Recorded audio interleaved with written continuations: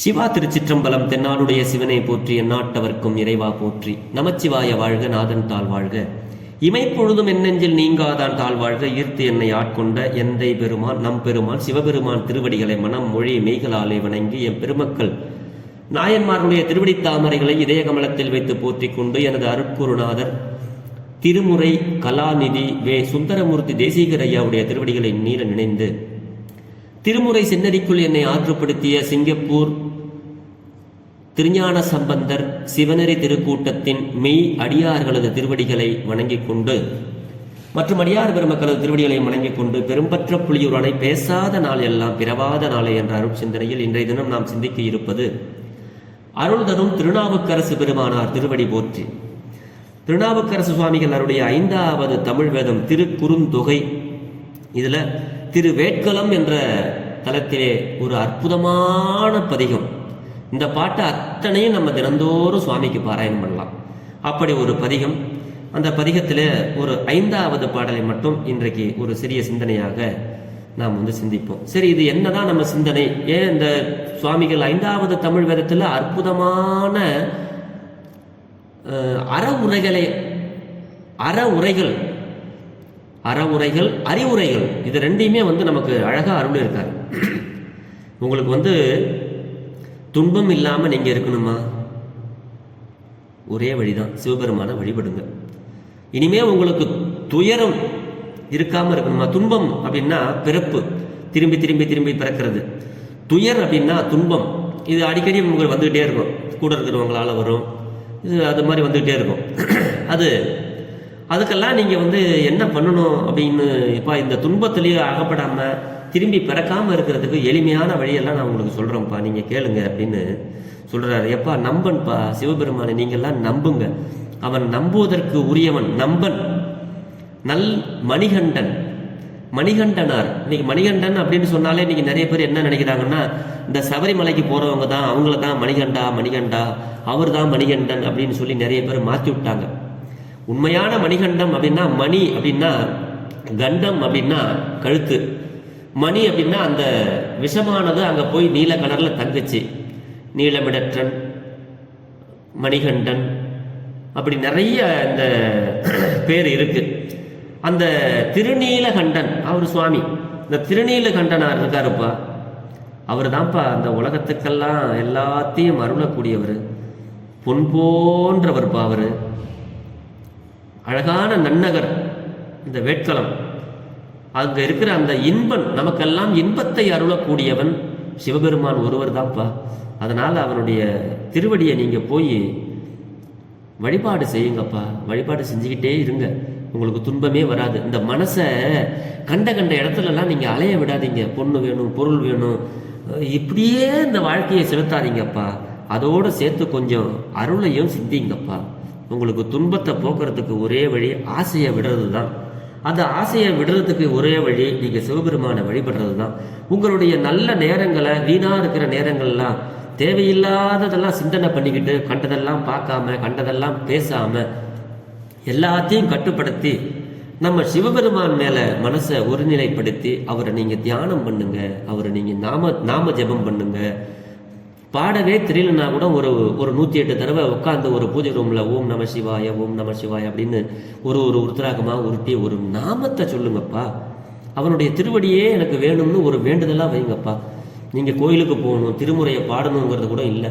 அவன் மேல அன்பு செலுத்துங்க. சிவபெருமான் நான் வணங்கும் கடவுள், எனக்கு பொன் போன்றவர், என்னுடைய பிறவி துன்பத்தை வேற இருக்கக்கூடியவர், எனக்கு இன்பத்தை அருளக்கூடியவர்னு மனசால நினையுங்கப்பா சிவபெருமான். அது போதும்.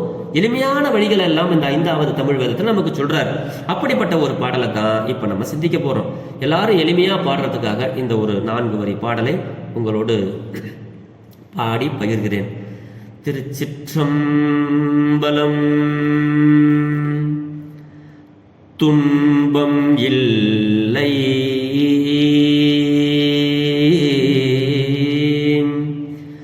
துன்பம் இல்லை துயரில்லை யாம் இனி, துன்பம் இல்லை துயரில்லையாம் இனி, நம்பனாகிய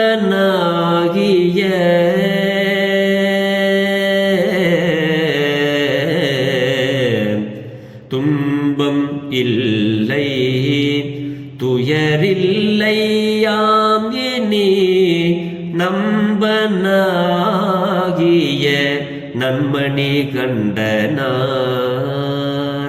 நம்பனாகிய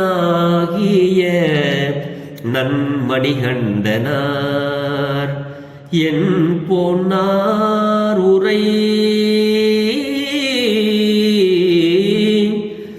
என் பொன்னார் உரை வேட்கல நன்னகர் என் பொன்னார் உரை வேட்கல நன்னகர் இன்பன் சேவடியேத்தி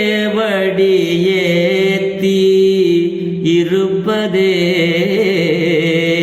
என் பொன்னார் உரை வேட்கல நன்னகர் இன்பன் சேவடி ஏத்தியிருப்பதே துன்பமில்லை இன்பன் சேவடி ஏத்திருப்பதே துயரில்லையா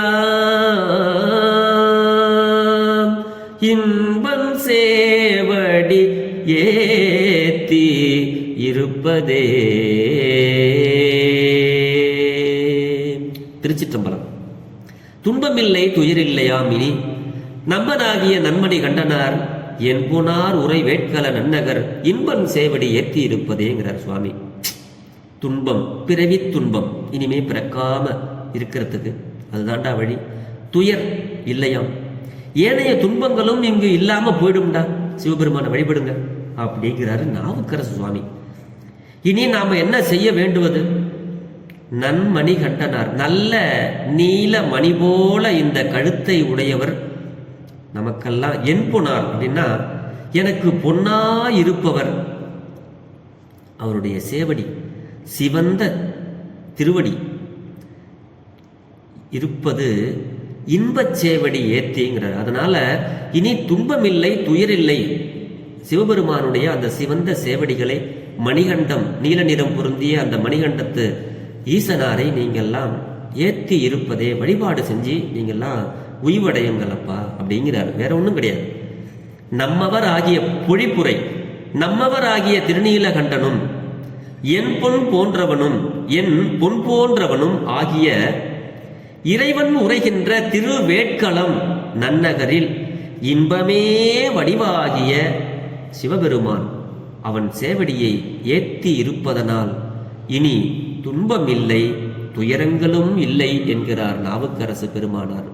சிவபெருமானை நேரில் கண்டவர் சொல்வதை தவிர நமக்கு வேற என்ன வேணும்? ஆகையினால சிவபெருமானுடைய அந்த சேவடிகளை ஏத்தி என்றும் இன்பமாயிருப்போம் என்று சொல்லி பெரும்பற்ற புலியூரானை பேசாத நாளெல்லாம் பிறவா நாளே என்ற அருட்சிந்தனையை நிறைவு செய்கிறேன். ஜெர்மனியில் இருந்து சிவபாலா. குறைவில்லாது உயிர்கள் வாழ்க, மேன்மைகொள் சைவ நீதி விளங்குக உலகமெல்லாம். ஆளவாய் சிவனடியே சிந்திக்க பெற்றேன், இன்பமே என்னாலும் துன்பமில்லை. ஆழ்க தீயது எல்லாம் அரண்நாமமே சூழ்க, வையகமும் துயர் தீர்கவே வாழ்க சீரடியாரெல்லாம். சிவா. திருச்சிற்றம்பலம்.